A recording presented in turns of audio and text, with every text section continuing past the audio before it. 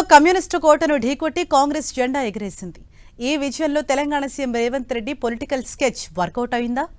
ఏకకాలంలో కమ్యూనిస్ట్ బీజేపీలకు లక్ష్మణరేఖ గీయటంలో రేవంత్ క్యాంపెయిన్ ఫలించిందా అంటే అవుననే అంటున్నాయి కాంగ్రెస్ వర్గాలు. ఇంతకు కేరళంలో రేవంత్ చేసిందేంటి, ఆయన మార్క్ ఏముంది ఓసారి తెలుసుకుందాం.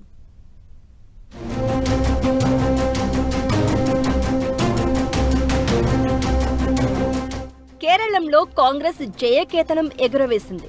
10 ఏళ్ల తర్వాత కమ్యూనిస్టుల కోటకు బీటలు వారాయి.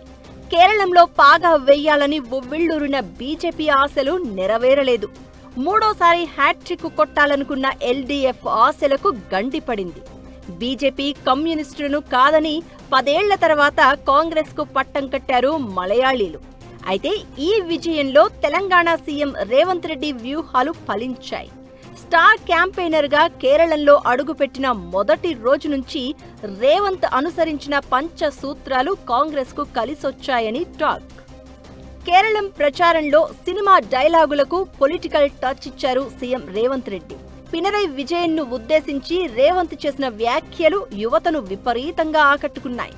నీ ఎక్స్పైరీ డేట్ అయిపోయింది విజయ్, ఇక ప్యాకప్ చెప్పుకోవాలంటూ రేవంత్ చేసిన దూకుడు ప్రసంగాలు ఎల్డీఎఫ్ కు చెక్ పెట్టడంతో పాటు యూడీఎఫ్ శ్రేణుల్లో జోష్ నింపాయని చెప్తున్నారు.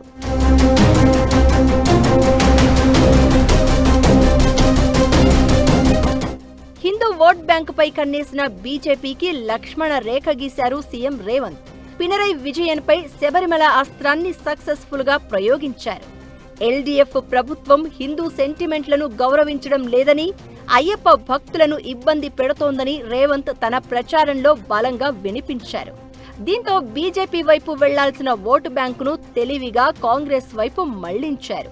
ఇది విజయన్కు భారీ గండి కొట్టింది. రేవంత్ రెడ్డి ఉపయోగించిన మోదీ బ్రదర్స్ నినాదం విజయన్ను ఫుల్ డిఫెన్స్ లోకి నెట్టింది. విజయన్, మోదీ మధ్య రహస్య ఒప్పందం ఉందని రేవంత్ సంచలన ఆరోపణలు చేశారు. వీరిద్దరూ బ్రదర్స్ అంటూ విమర్శలు గుప్పించారు.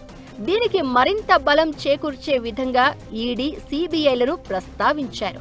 పినరైపై ఎందుకు కేంద్రం దర్యాప్తు సంస్థలు ప్రయోగించట్లేదని ప్రచారం చేసి ఇద్దరికీ చెక్ పెట్టారు. ఇక కేరళం ప్రచారంలో తెలంగాణ మోడల్ను ప్రస్తావించారు సీఎం రేవంత్ రెడ్డి. రుణమాఫీ, ఉద్యోగ నియామకాలను ప్రస్తావించి అక్కడి సర్కారును టార్గెట్ చేశారు. తెలంగాణ అభివృద్ధి, సంక్షేమంపై లెక్కలతో సహా వివరిస్తూ బహిరంగ లేఖలు రాయడం, ఆయన నుంచి ధీటుగా సమాధానం రాకపోవడం యూడీఎఫ్లో జోష్ నింపింది. ఇది కాంగ్రెస్ గెలుపులో ఓ రోల్ అయింది. మొత్తానికి కేరళ రాజకీయాల్లో రేవంత్ రెడ్డి ప్రయోగించిన పంచసూత్ర ఫార్ములా యూడీఎఫ్ అధికారంలోకి వచ్చేందుకు సక్సెస్ మంత్రగా మారింది.